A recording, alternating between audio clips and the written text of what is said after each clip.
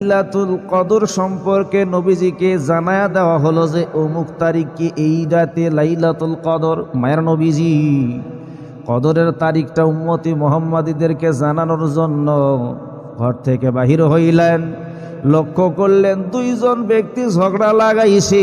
তাদের ঝগড়া থামাইতে যাইয়া মায়ার নবীজির স্মৃতি থেকে লাইলাতুল কদরের তারিখটা সরায়া দেওয়া হয়েছে। এতেও কল্যাণ রয়েছে, কারণ এক রাতের লাইলাতুল কদরের জন্য লোকেরা 10 রাত আল্লাহর ইবাদত করবে। কোন সুবহানাল্লাহ।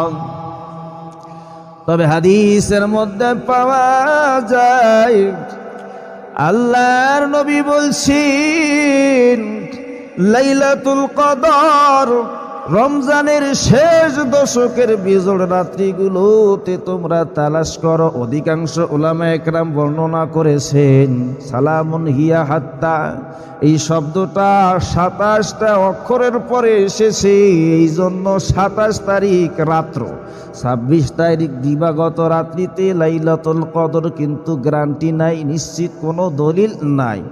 সবে কদরটা হবে 21, 23, 25, 27, 29 হতে পারে। কথা বোঝেন নাই?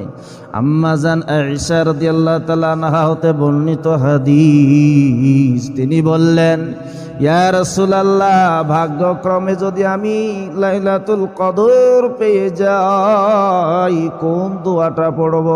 আল্লাহর নবী বললেন তুমি যদি ভাগ্যক্রমে লাইলাতুল কদর পেয়ে যাও দোয়া পড়বে আল্লাহুম্মা ইন্নাকা আফুউন তুহিব্বুল আফওয়া ফাআফু আন্নি, যে আল্লাহ আপনি গুনাহ মাফকারী, গুনাহ মাফ করতে আপনি পছন্দ করেন, সুতরাং আপনি আমারে ক্ষমা করিয়া দেন। কোন সুবহানাল্লাহ।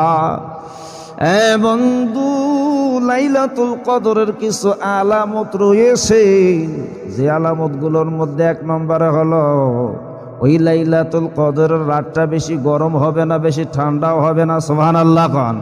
আবার এই লাইলাতুল কদরের রাত্রে তারকাগুলি ছোটাছুটি করবে না। ইবনে জারির বুজুর্গদের থেকে নকল করেছেন ওই রাত্রে লবণাক্ত পানি, খালবিলের পানি পর্যন্ত মিষ্টি পানিতে পরিণত হয়ে যাবে। সুবহানাল্লাহ খান। শুধু তাই নয়, প্রত্যেকটা বস্তু জমিনের মধ্যে রবের উদ্দেশ্যে সিজদার মধ্যে নুয়ে পড়বে। আর একবার কোন সুবহানাল্লাহ। এই লাইলাতুল কদর পাবে কারা? যারা রাত্র জেগে জেগে আল্লাহর ইবাদত করবি।